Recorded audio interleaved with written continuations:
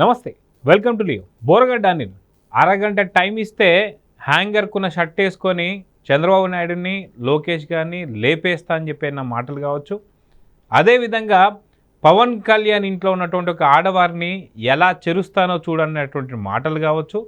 వీటన్నిటికీ సంబంధించి ఒక దళితుడు అయి ఉండి బోరగడ్డ అనిల్ కుమార్ ఇంకొక దళితుడు పాస్టర్ దగ్గర నుంచి తీసుకున్న 10 లక్షల్లో ఆ డబ్బులు ఇమ్మంటే బెదిరించినటువంటి వైనంలో అరెస్ట్ అయినటువంటి యొక్క అనిల్ కుమార్ మధ్యంతర బెయిల్ తీసుకోవడం కావచ్చు, ఫిబ్రవరి 14వ తారీఖు బయటికి వెళ్ళి మళ్ళీ 28వ తారీఖు రావడం కావచ్చు, మళ్ళీ ఆ యొక్క బెయిల్ని పొడిగింపు అంటే తల్లి అనారోగ్యాన్ని సాకుగా చూపించి వెళ్ళడం కావచ్చు. ఈరోజు సాయంత్రం 5 గంటలకల్లా రావాల్సినటువంటి ఒక బోరగడ్డ అనిల్ కుమార్ రాలేదు.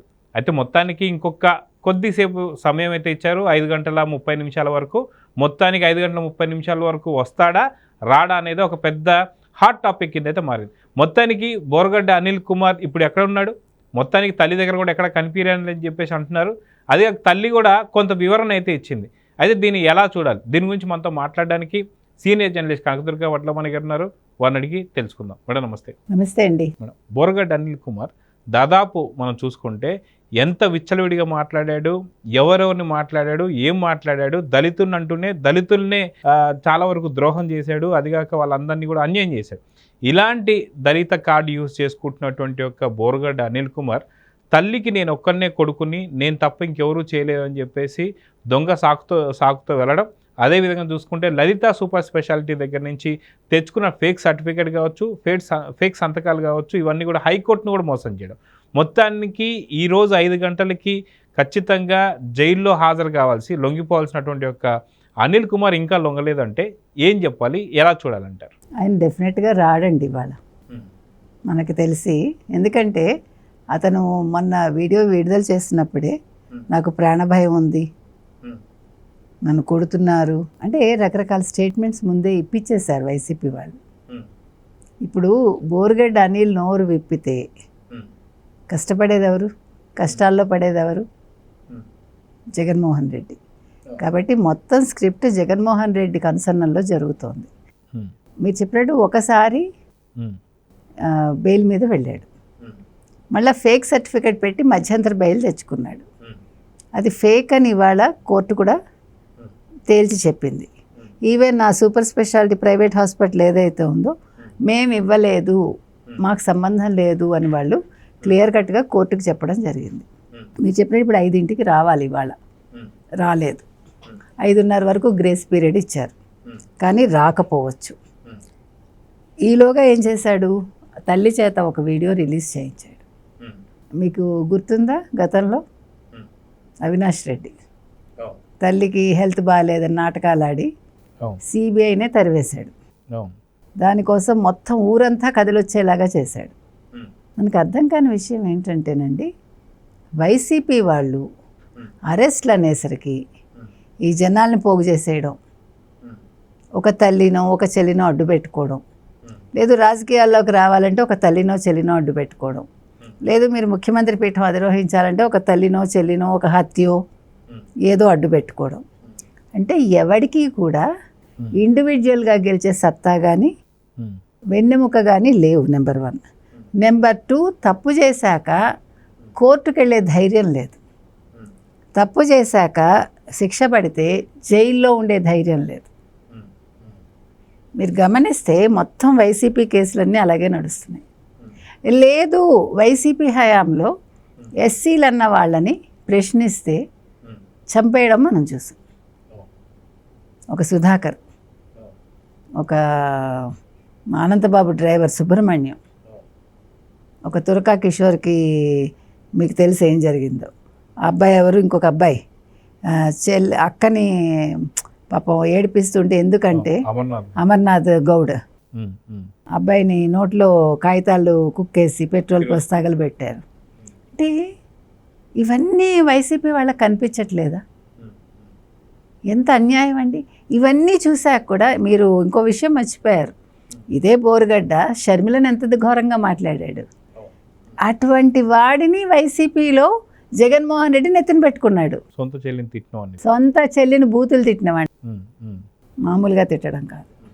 అలాంటి వాడిని మన రోజా గారో మన శ్యామల గారు అని మాట్లాడతారు, మీరు అని మాట్లాడతారు.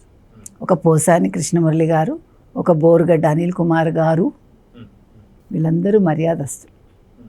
ఇంకొక విషయం ఏంటంటే ఇవాళ వాళ్ళ అమ్మగారు ఏం లెటర్ రాశారంటే, నాకు 5 కూతుళ్ళు ఒక్కడే కొడుకు, నాకు హార్ట్ ఆపరేషన్ అయింది, నా కొడుకు నన్ను దగ్గరుండి చూసుకున్నాడు, నా కొడుకే నన్ను చూసుకోగలడు, నాకు చూసుకోవడానికి ఎవరూ లేరు. కూతుళ్ళు ఏం మనుషులు కదా, కూతుళ్ళు చూసుకోకూడదని ప్రపంచంలో ఎక్కడైనా రాసిందా? ఏ రాజ్యాంగంలోనైనా?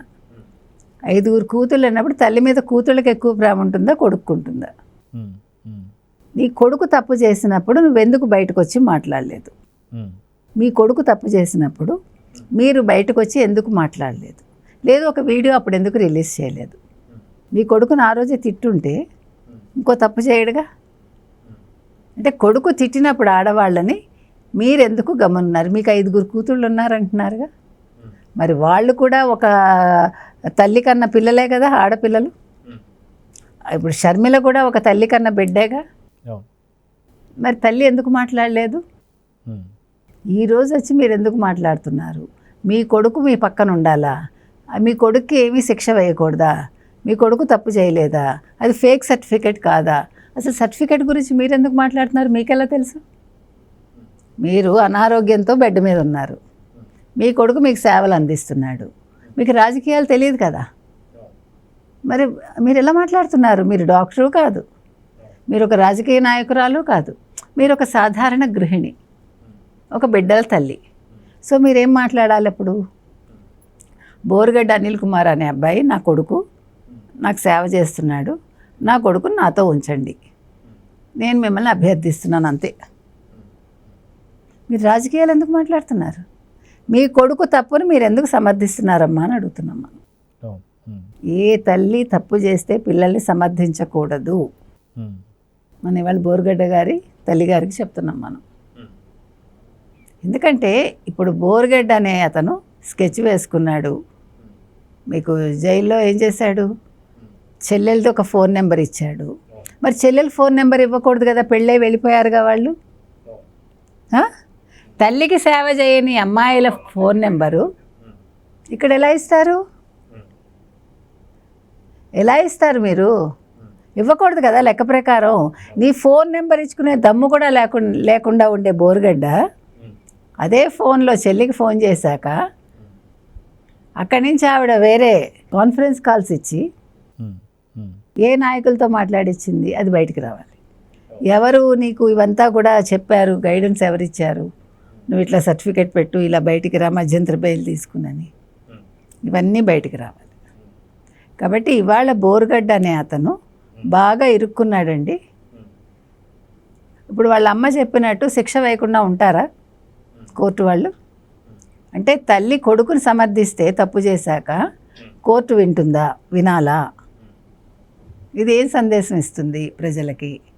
అంటే ప్రతివాడు తప్పు చేసేసి ఓ తల్లినో చెల్లినో అడ్డు పెట్టుకుంటాడా? జగన్మోహన్ రెడ్డి పెట్టుకున్నట్టుగా. అంటే వైసీపీ వాళ్ళ మనస్తత్వాలు మీరు గమనించండి.